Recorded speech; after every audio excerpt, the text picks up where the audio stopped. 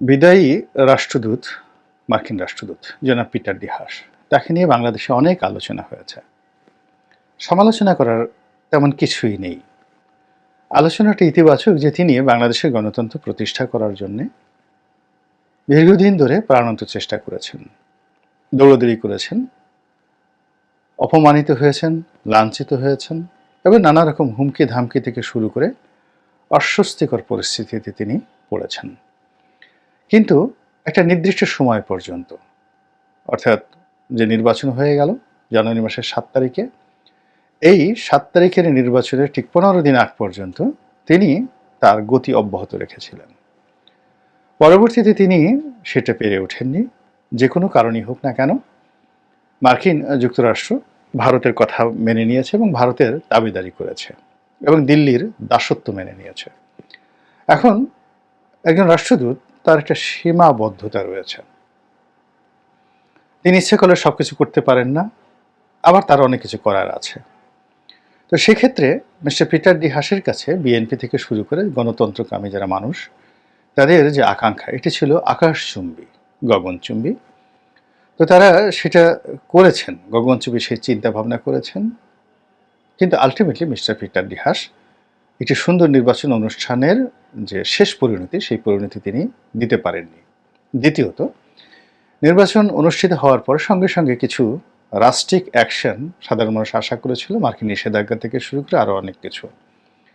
অবস্থার দৃষ্টি মনে হচ্ছিল যে মিস্টার পিটার ডি হাসের কাছে মানুষের যে এক্সপেকটেশন, সেটি অনেকটা জো বাইডেনের মতো বা ব্লিংকেনের মতো। কিন্তু আমেরিকার যে সিস্টেম, সেই সিস্টেম অনুযায়ী মিস্টার ব্লিংকেন বা জো বাইডেন তারাও চেষ্টা করলে অনেক কিছু করতে পারেন না। তো ফলে সরকার নির্বিবাদে সেই নির্বাচন করে 7 মাস পার করে দিয়েছে। এই 7 মাসের মধ্যে কেবলমাত্র সাবেক সেনাপ্রধান জেনারেল আজিজ, তার বিরুদ্ধে একটা নিষেধাজ্ঞা আসছে। এটা নিয়ে কিছু লোকজন লাফালাফি করেছে, নাচানাচি করেছে, কিন্তু এতে সরকারের একটা পশমেও টান লাগেনি। সরকার তার মতো কাজ করে যাচ্ছে, পর দিল্লি যাচ্ছে, মানে সরকারের যে গতানুগতিক যে কর্মকাণ্ড, সেই কর্মকাণ্ড করে যাচ্ছে। তো এরই মধ্যে মিস্টার পিটার ডি হাসের যে বদলি, এটি নিশ্চিত হয়েছে, নতুন একজন আসবেন। এবং এটা আমি প্রায় 1 বছর আগেই বলেছিলাম যে মিস্টার পিটার ডি হাস আসলে শেষ পর্যন্ত থাকতে পারবেন না। 2 নম্বর এও বলেছিলাম যে মিস্টার পিটার ডি হাস আমেরিকার যে পলিসি, এই পলিসি যে স্ট্যান্ড থাকবে, এটি আমার কাছে মনে হচ্ছে না। এবং পিটার ডি হাস আন্তরিকতা নিয়ে কাজ করছেন, তার মধ্যে কোনো হিপোক্রেসি নেই। কিন্তু ultimately America is a nation, তারা স্বার্থের জন্য, প্রয়োজনের জন্য যে কোনো সময় তাদের নীতি পরিবর্তন করতে পারে, কারো পা ধরতে পারে, আবার কাউকে একটা জোরে আছাড় দিতে পারে। এবং আমি বলেছিলাম টকশো থেকে শুরু করে এই ইউটিউব চ্যানেল, যে আমি সেই ইরাক যুদ্ধের কয়েকদিন আগে মার্কিন পররাষ্ট্রমন্ত্রী, খুবই গুরুত্বপূর্ণ, প্রেসিডেন্টের পরে যিনি গুরুত্বপূর্ণ, তিনি মিস্টার রামসফেল্ড ছিলেন ওই জমানাতে, জুনিয়র বুশের জমানাতে। তো রামসফেল্ড জনাব সাদ্দাম হোসেন সাহেবের কাছে গিয়ে তিনি দাঁড়িয়েছিলেন, আর সাদ্দাম হোসেন পায়ের উপর পা তুলে কথা বলছিলেন। এবং অনেকটা আমাদের পীর মোর্শেদের সামনে যেভাবে লোকজন দাঁড়ায়, ওভাবে রামসফেল্ডের সামনে তিনি দাঁড়িয়েছিলেন। কিন্তু এর অল্প কিছুদিন পরে দেখা গেল মার্কিন যুক্তরাষ্ট্র তার বিরুদ্ধে যুদ্ধ ঘোষণা করেছে। আবার সেই লিবিয়ার গাদ্দাফিরও একই অবস্থা। গাদ্দাফির সঙ্গে ফ্রান্সের তৎকালীন প্রেসিডেন্টের একটা ভালো বন্ধুত্বের সম্পর্ক গড়ে ওঠে, সম্ভবত ভদ্রলোকের নাম নিকোলাস সার্কোজি। তো এই ভদ্রলোকের মাধ্যমে তিনি আমেরিকাকে ম্যানেজ করে একেবারে ঐতিহাসিকভাবে তিনি জাতিসংঘে যান এবং সেখানে ভাষণ দিয়ে, প্রথা বিরোধী ভাষণ দিয়ে পুরো মার্কিন যুক্তরাষ্ট্র থেকে শুরু করে সারা দুনিয়া তোলপাড় সৃষ্টি করে ফেলেন। এবং সবাই ধরে নেয় যে গাদ্দাফি অস্পর্শ এবং আমেরিকার সঙ্গে তার একটা নেগোসিয়েশন হয়ে গেছে। কিন্তু এরপরে শুরু হয় গাদ্দাফির পতন। এরকম অনেক কিছু আছে, অনেক কিছু আছে। আমেরিকার এই পলিসিটা একটা নির্দিষ্ট সিস্টেমে চলে। তো বাংলাদেশে আমরা যেভাবে এক্সপেক্ট করেছিলাম, পিটার ডি হাস যেভাবে এক্সপেক্ট করেছিল, সেইভাবে আসলে হয়নি। আর এটা যে অনাগত দিনে হবে না তাও বলা যাচ্ছে না, আবার হবে তাও বলা যাচ্ছে না। আমেরিকার স্বার্থ, নিজের স্বার্থের বাইরে যাবে না, নিজের পলিসির বাইরে যাবে না, এবং তারা তাদের মতো করে কাজকর্ম করবে। 1 2 নম্বর হলো, এখন নির্বাচনের খুব কাছাকাছি, জো বাইডেন পাস করবেন কি করবেন না। যদি পাস করেন, এক ধরনের পলিসি হবে। যদি মিস্টার ডোনাল্ড ট্রাম্প আসেন, তাহলে আওয়ামী লীগের জন্য এটি একটা সুখ স্বপ্ন হয়ে যাবে। এর কারণ হলো ট্রাম্প শুধু আমেরিকার বিষয়ই তিনি দেখবেন, এবং কি ন্যাটোর ব্যাপারেও তার অত আগ্রহ নেই, চীনের ব্যাপারও থাকবে না। আর বাংলাদেশ ভারত তো প্রশ্নই আসে না, নরেন্দ্র মোদীর সঙ্গে ডোনাল্ড ট্রাম্পের একটা ব্যক্তিগত বন্ধুত্ব রয়েছে। ফলে এই বাংলাদেশের বিষয়টি অ্যাবসলিউটলি নরেন্দ্র মোদীর হাতে চলে যাবে যদি ডোনাল্ড ট্রাম্প আমেরিকার প্রেসিডেন্ট হয়ে যান।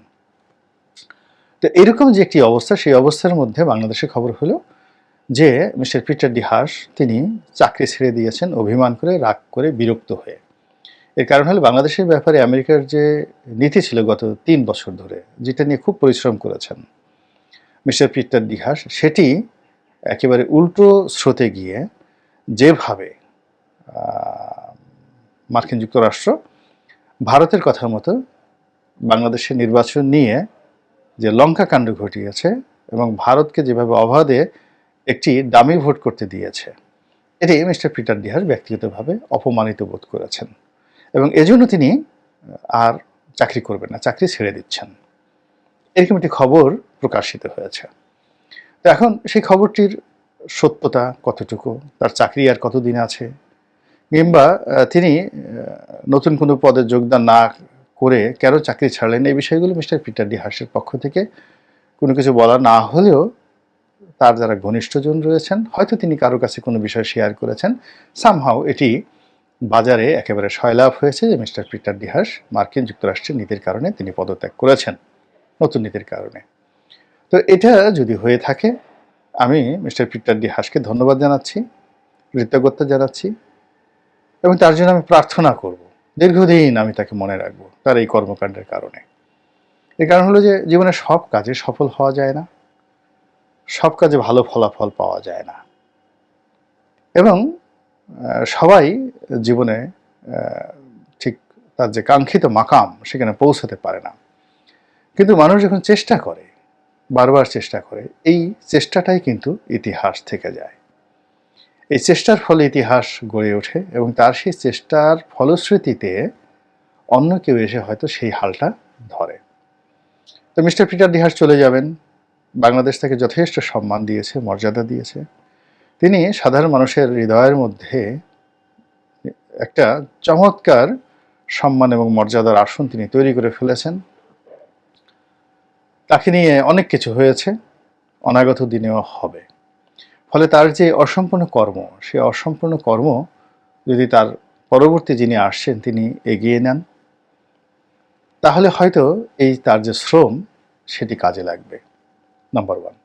নাম্বার 2 হলো তিনি যে দৃষ্টান্ত স্থাপন করেছেন, এটিও মার্কিন প্রশাসনে যারা খুব দ্রুত সিদ্ধান্ত পরিবর্তন করেন, ব্যক্তি হোক, প্রতিষ্ঠান হোক, ঊর্ধ্বতন কর্তৃপক্ষ হোক, তাদের জন্য এটি একটা লেসন, একটা শিক্ষা, যে একজন রাষ্ট্রদূত তার যে কর্মকাণ্ড, সেই কর্মকাণ্ডের কারণে তিনি অপমান বোধ করায় তিনি পদত্যাগ করেছেন।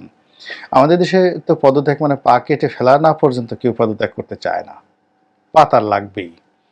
তো সেই দিক থেকে মিস্টার পিটার ডি হাস যে সাহস দেখিয়েছেন, শক্তি দেখিয়েছেন, এটি খুবই গুরুত্বপূর্ণ। আমেরিকার মতো একটা জায়গাতে একটি সরকারি চাকুরি, তারপর একটি রাষ্ট্রদূতের মতো পদ এবং পদবি, এটি নিশ্চিত জীবন, এসব বাদ দিয়ে আদর্শগত কারণে চাকরি ছেড়ে দিয়ে তারপর সেখানে বিকল্প কর্মসংস্থান আমেরিকাতে এত সোজা জিনিস নয়। আমেরিকাতে ঠিক এক্সিকিউটিভ পদগুলো খুব অল্প, খুব অল্প। বেশিরভাগ মানুষই শ্রমজীবী মানুষ, সেখানে গিয়ে নানা রকম কষ্টকর কাজ করে। আমাদের এই যে বাংলাদেশের একসময় ব্রিগেডিয়ার বাড়ি ছিলেন, ডিজিএফআইয়ের কর্মকর্তা, 111-এর সময় একেবারে যাকে লর্ড অফ দ্য রিং মানে বলা হতো, তো সেই মানুষ সেখানে পিজার ডেলিভারি ম্যান হিসেবে কাজ করেন, অর্থাৎ পিজা হাটে কাজ করেন এবং বিভিন্ন বাসায় এই পিজা পৌঁছে দেন, এবং এটা তিনি নিজে বলেছেন। সেখানে তাকে নিজে গাড়ি চালিয়ে বা হুন্ডা চালিয়ে, ওখান থেকে বোধহয় হুন্ডা না, গাড়ি চালিয়ে তাকে সেই পিজা ডেলিভারি দিতে হয়। সেই কাজ একজন ব্রিগেডিয়ার তিনি সেখানে করতে বাধ্য হচ্ছেন। এইটা হলো সেই দেশের সমাজের যে কাঠামো, সেই কাঠামো। বেশিরভাগ মানুষই 2-3টা চাকরি করে, কেউ হয়তো ড্রাইভিং করে, কেউ হয়তো কোনো দোকানে পার্ট টাইম সেলসম্যান কাজ করে, এখানে 3 দিন, ওখানে 3 দিন, এসব মিলিয়ে মাসে তাকে $8-10,000 ইনকাম করতে হয়। মানে একজন সিঙ্গেল লোক যদি ছোট্ট একটা রুম নিয়ে নিউ ইয়র্ক সিটিতে থাকে, তাহলে তাকে $5,000 তার লাগে। নিউ ইয়র্ক শহরে। $5,000 লাগে, আর যদি বড় পরিবার নিয়ে থাকে সেটা আরও বেশি। তো এই টাকাটা উপার্জন করার জন্য তাকে পরিশ্রম করতে হয়। তো সেই দিক থেকে যদি কোনো সরকারি চাকরিতে কেউ থাকে, তাহলে তার যে নিশ্চিত একটা জীবন থাকে, সেই জীবনটি বাদ দিয়ে মিস্টার পিটার ডি হাস যদি গণতন্ত্রের জন্য, বাংলাদেশের জন্য সত্যিকার অর্থে তিনি চাকরি থেকে পদত্যাগ করেন, আমি তাকে সম্মান জানাবো, শ্রদ্ধা জানাবো এবং তার জন্য দোয়া করব।